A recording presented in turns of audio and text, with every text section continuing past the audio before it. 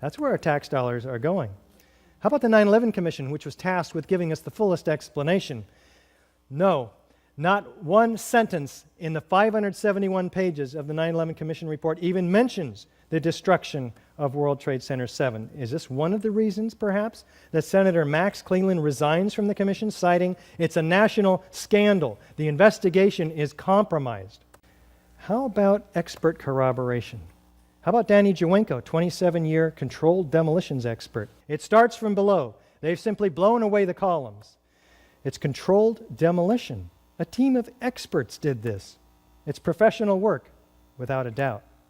How about Hugo Bachmann, Professor Emeritus, Chairman, Department of Structural Dynamics at Earthquake Engineering, Swiss Federal Institute of Technology? In my opinion, the building, World Trade Center 7, was with great probability professionally demolished.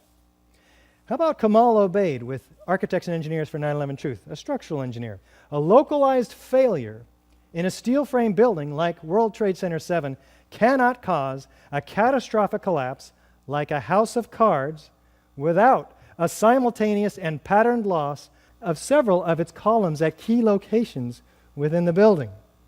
Does that sound like fire? No. How about this forensic fire protection engineer, once again, Jonathan Barnett? We were surprised that Tower 7 collapsed, we being the team that investigated what occurred on that day. Building 7, do we have any foreknowledge of its destruction? We're moving the command post over this way. That building's coming down, says Chief Nick Viscani. Well, there was some structural damage, as we've noted, and they were concerned about it.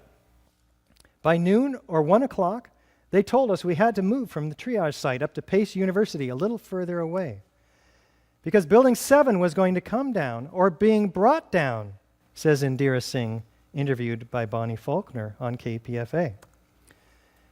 Did they actually use the words brought down? Yeah, that's what they said. We're going to have to bring it down. This involves volition. Listen to these construction workers walking away from Building 7 and this police officer caught on CNN camera.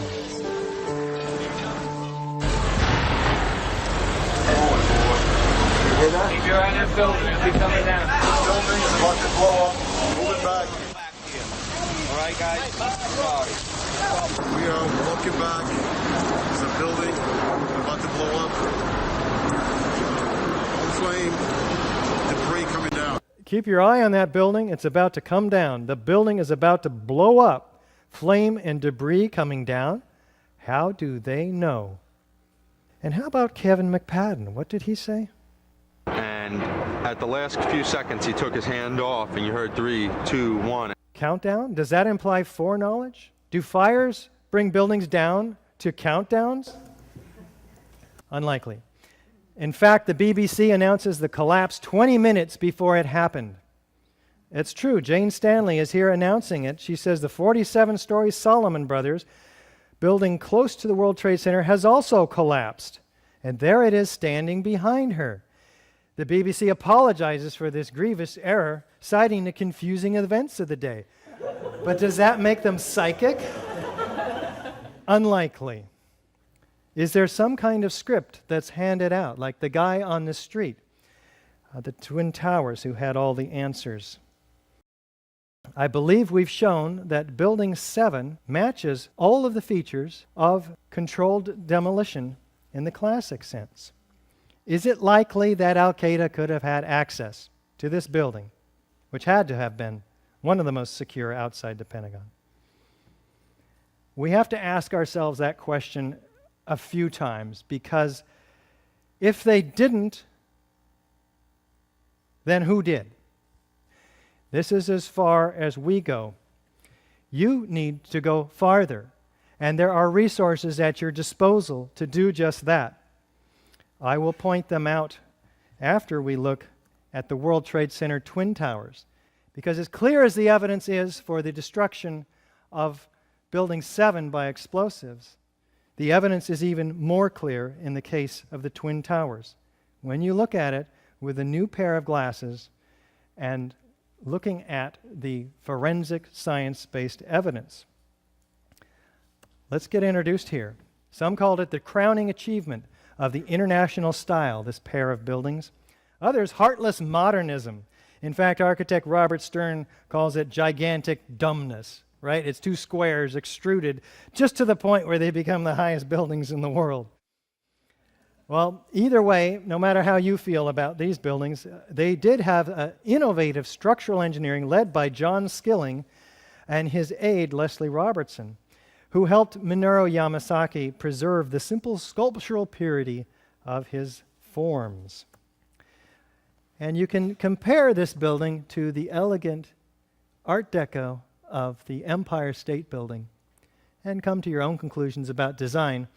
But it did eclipse the highest building in the world in 1976, but just for a couple of years until the Sears Tower outgrew it. The structural engineering innovations were quite extraordinary, lending the award, the engineering project that demonstrates the greatest engineering skills and represents the greatest contribution to engineering progress and mankind by the American Society of Civil Engineers. Let's take a look at what we achieved. We have 60-foot spans. We have a perimeter structure, which is like a tube structure, and this inner core. Let's take a look at it. Most high-rises up to this time were built on a dense grid of steel or concrete frames all the way throughout the building in a 20 or 30-foot grid. The Twin Towers were built as a tube structure with a very dense, strong mesh of steel surrounding the exterior and acting as a bearing wall, which resists the lateral loads, earthquake, and in the case of this building, particularly wind. Hurricanes up to 140 miles an hour it was designed to resist. This perimeter structure was 14-inch columns, 3 foot 9 inches on center. Inside was this core, a dense grid of 47 immense box columns, 4-inch thick at the base, 2-inch thick at mid-height. Prefabricated floor assemblies with 22-gauge steel decking, over which was poured reinforced concrete and held up by 29-inch deep open-web steel trusses. All of this, by the way, was completely pulverized on this floor structure on 9/11. We'll take a look at that. Now, these trusses were bolted to the perimeter columns and the core columns with these 5/8-inch bolts, which we talked about the different theories about what happened to those bolts. Now, this is a structure within a structure.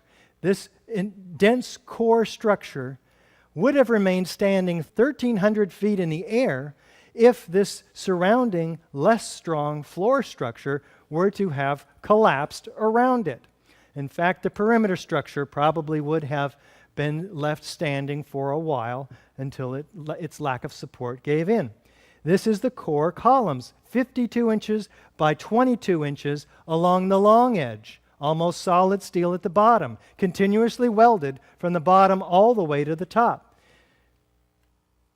Now, any 1,800-degree fire would have been almost immediately conducted throughout this 100,000-ton heat sink. That's the reason there's been no collapse of steel frame high-rise fires, because of this steel. Hold a spoon over the stove. See how long you can hang on to it. Almost instantly, you'll be forced to let it go. Let's take a look at the structural imperative that was given to John Skilling. John Skilling and Les Robertson were the structural engineers who designed the streamlined steel frames of the Twin Towers in the 1960s. Because a wayward Army bomber flew into the Empire State Building in 1945, the towers were built with skyscraper crashes in mind. We had designed the project for the impact of our largest airplane of its time, the Boeing 707. That is to take this jet airplane, run it into the building, destroy a lot of structure, and still have it stand up. The building was designed to have a fully loaded 707 crash into it. That was the largest plane at the time. I believe that the building probably could sustain multiple impacts of jetliners because this structure is like the mosquito netting on your screen door, this intense grid. And the jet plane is just a pencil puncturing that screen netting. It really does nothing to the screen netting. a very robust structure, in fact. The forces coming down routed themselves around. They arched around the opening created by the airplane. In fact, Iger says the towers withstood the initial impact of the aircraft. This ability to withstand the initial impact is hardly surprising, given the robust nature. Now, we have the North Tower being hit at 8:46 in the morning, and about 102 minutes later, after fires traveled around the floors and up the floors in the case of the North Tower, the building did collapse. The South Tower was hit about 15 minutes later, and after only about 56 minutes, it collapses, as the fires were in fact diminishing severely. Skilling noted that he designed the towers to take a hit from a Boeing 707 traveling 600 miles an hour. When he was asked if he considered plane crashes, he cites, "Our analysis indicated the biggest problem would be the fact that all the fuel would dump into the building, but the building structure would still be there." This is FEMA's theory. We have the sagging of the trusses and the pulling away from the column, and then the subsequent pancaking down. Again, the trusses, one after the other, 6 foot 8 inches, every truss disengaging from the perimeter wall, which what would have to be at the rate that these buildings fell, that would have been at the speed of sound, the disengagement from one truss to the next, all the way around the building, and then the next floor and the next floor and the next floor. So NIST turns it around and blames the persistence of these connections pulling in the columns, causing the columns to buckle.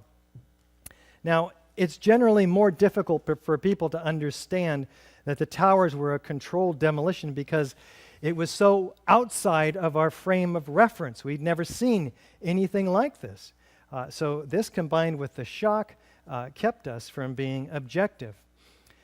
But if you were to plan a fire-induced collapse as a result of airplanes, you'd start the explosions at the point of jet plane impacts.